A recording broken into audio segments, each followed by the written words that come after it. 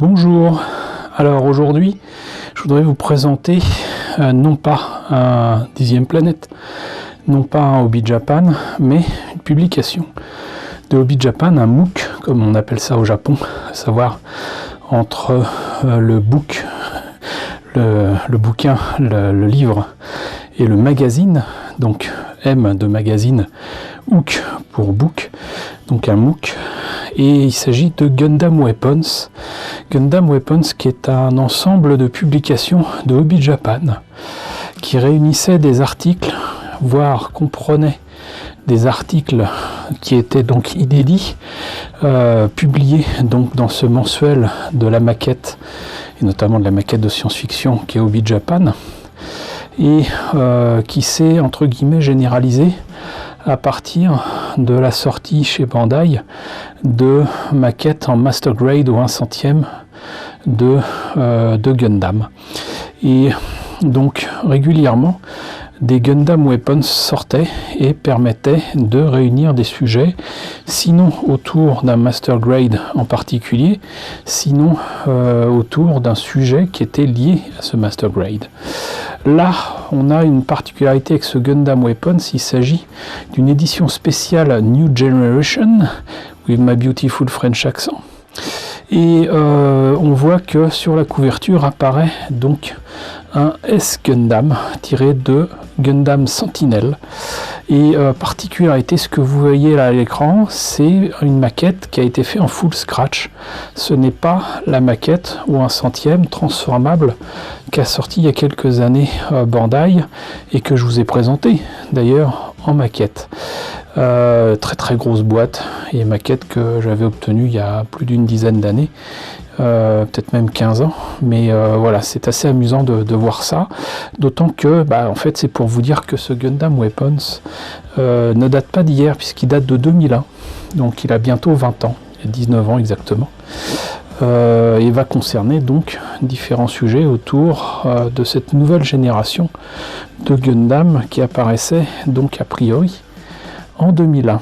Donc je pense pas qu'il y ait grand chose à voir sur la dernière de couve, à part qu'effectivement c'est des Gundam Crossbone je crois,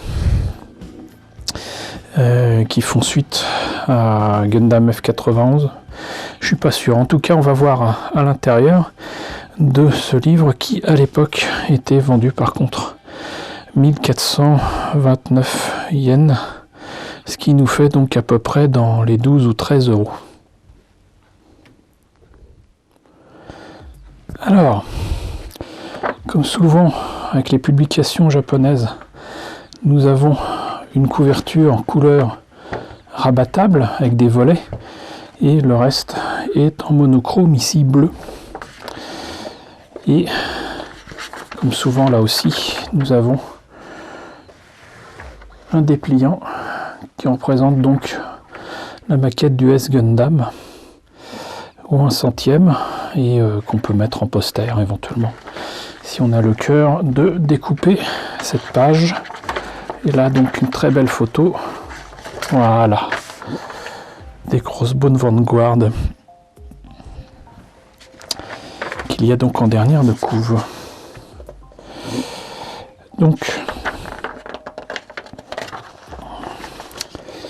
ici plutôt des sujets Gundam Sentinel, donc avec le S Gundam, le Gundam Mark V si je me trompe pas, un Zeta Plus et le Double Zeta Full Armor.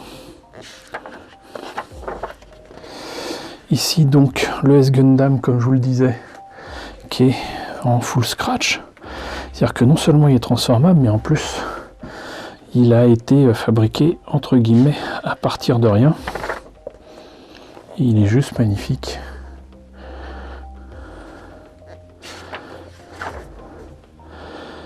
Bon, par contre, je vous avoue que je ne comprendrai jamais les transformations de ces machins-là. C'est autant le Zeta Gundam il ressemble à quelque chose, autant voilà le G Bomber et le G Attacker il ressemble à rien quoi. Voilà le Zeta Plus. Magnifique, quand même sacrée différence avec le Zeta Gundam.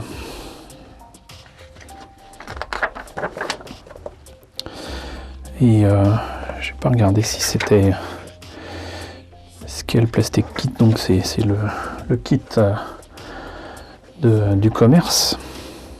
Je crois que je l'ai. Je suis pas sûr, mais je crois que je l'ai. Et là, il est quand même superbe aussi.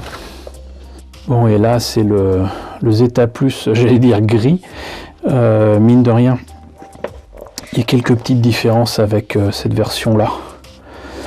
Je sais plus exactement lesquelles, mais il y en a. Si c'est pas le bouclier, c'est peut-être la tête. Voilà. Donc le Full Armor Double Zeta Gundam. Un modèle que je n'ai pas, étrangement. Il faudrait que j'essaye de l'obtenir, pas forcément au 1/100e. Il y avait un modèle qui me plaisait beaucoup, au 144, mais des vieux kits des années 80. Et ça m'avait amusé à l'époque de calculer la taille de ce gros gun, de ce gros canon, qui était ni plus ni moins que de la taille de mon lycée. À l'époque où je découvrais Gundam.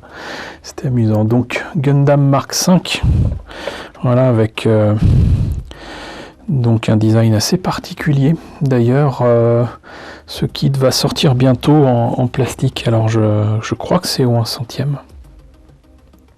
C'était annoncé pour les nouveautés Gundam de 2021. Voilà, et là pareil, je crois que c'est logiquement, voilà, Scratch Bolt. Et donc là par contre, alors si j'arrêtais de mettre la main devant, ça serait bien. Là, donc on passe à du 1/144 avec donc le High Grade Universal Century du US Gundam.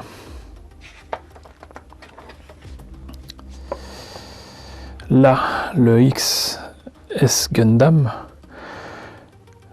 toujours au 1/144.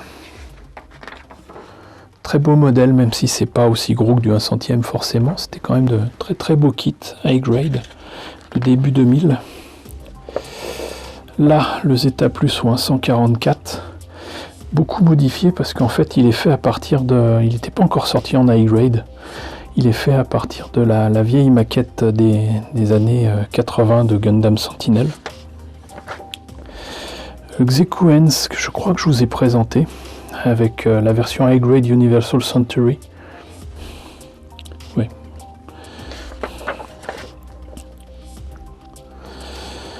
Enfin, on arrive à Mobile Suit Crossbone Gundam. Avec des scratch bults. Une fois de plus.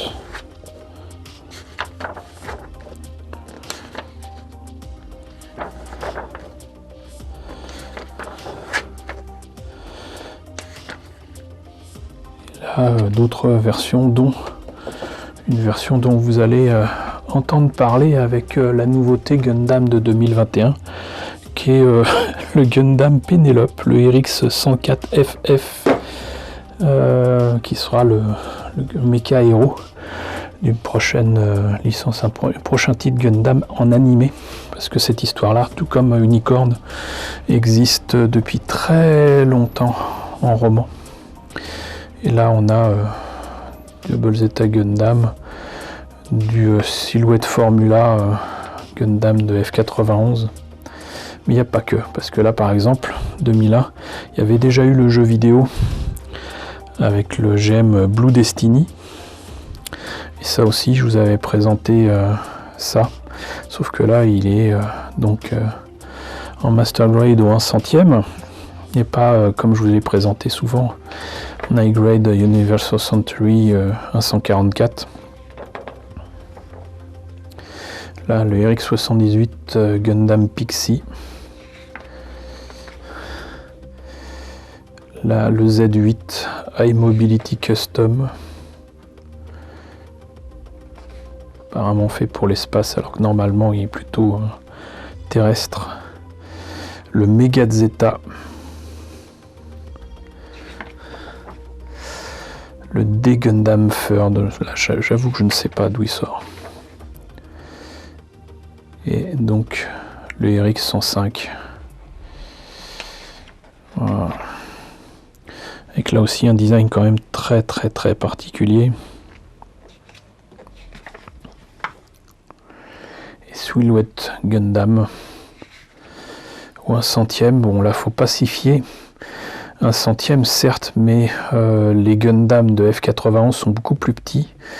Donc les 1 centième sont à peine plus grands que les 1/144 des Gundam de base. Gundam F90, qui était pas si mal pour l'époque. Ça semblait quand même très proche de l'Alex NT1. F90A. Et donc les variations Gundam RX78. Avec RX78 4 et 5, ça on les a depuis un petit bout de temps, ou 1 centième. Mais ils existaient apparemment aussi là où 144, ou alors est-ce que ça a été fait à partir des modèles ou 144 des Gundam. En tout cas c'est beau, voilà, c'est franchement, s'il n'y avait pas écrit que c'était du 144, on aurait pu croire que c'était une échelle plus grande. Là, le Mudrock, je vous parie tout ce que vous voulez, que c'est en fait c'est Murdoch, mais bon. RX78 7. Le Gundam G-Dash, en fait, un Gundam sans jambes. Hein. Le Full Armor RX78-1, ça il me semble que je vous ai présenté ce Gundam là. En tout cas, le Conversion Kit. Le Full Armor 78-2, légèrement différent. Les pièces d'armure semblent former un véhicule, ou être transporté par le véhicule en question. Colbet Booster. C'est un GM volant en fait. Là on arrive sur quelque chose d'assez particulier en fait. Il s'agit de Gundam, mais très coloré et très enfantin, parce qu'en fait c'est issu, il me semble que c'est un manga, où ça prévient, comment dirais-je, ça va donner certainement des idées beaucoup plus tard pour Gundam Bullfighters. C'est des enfants qui font combattre leur Gundam et qui modifient leur maquette, et notamment il y en a un qui fabrique un Zeong mais avec des jambes, et un Perfect Gundam avec une armure de fou, des armes de partout, voilà. En fait c'est beaucoup plus proche de la série, alors en japonais c'était Medarot, mais en France c'était Medabot, je sais pas si vous en avez entendu parler. Mais voilà, donc c'est pour ça que c'est très coloré et j'allais dire assez moche en fait. Perfect Zygo Canon. Et là, Plamo Kyushiro Spirit. Perfect Gundam. Là c'est marrant parce que ça on le retrouve quand même dans Gundam Bullfighter si je me trompe pas. Et on est en 2001. Voilà, ce Gundam Full Armor Type, Perfect Gundam, il est pas si mal que ça celui-là. C'est peut-être parce qu'il est bleu que j'aime bien. Le Perfect Gundam 3 Red Warrior, qu'on voit très clairement dans Gundam Bullfighters. Enfin, des Musha Gundam, le V-Gundam, qui eux n'avaient été développés étrangement pas en maquette, mais en jouets. Des jouets qui sont pas mal du tout. Mais on a mis un bout de temps à les avoir en maquette. Heavy Gundam, Musha Gundam, donc Convention Model Kit 1 centième, qui existe depuis en Master Grade. Et là peut-être qu'enfin on a les articles avec des infos sur comment ça a été monté ou quoi. C'est en fait le gros défaut de ces Gundam Weapons de Hobby Japan.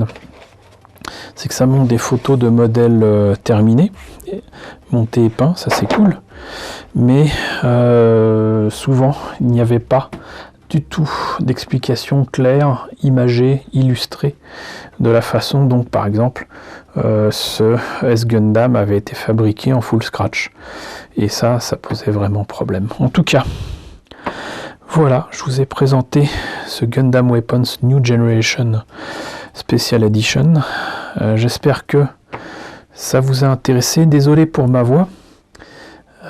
Si vous avez suivi un petit peu ce que j'ai posté sur ma chaîne, je reviens d'une hospitalisation, donc je suis pas spécialement en état, mais je tenais quand même à vous présenter ce livre-là pour ce dimanche.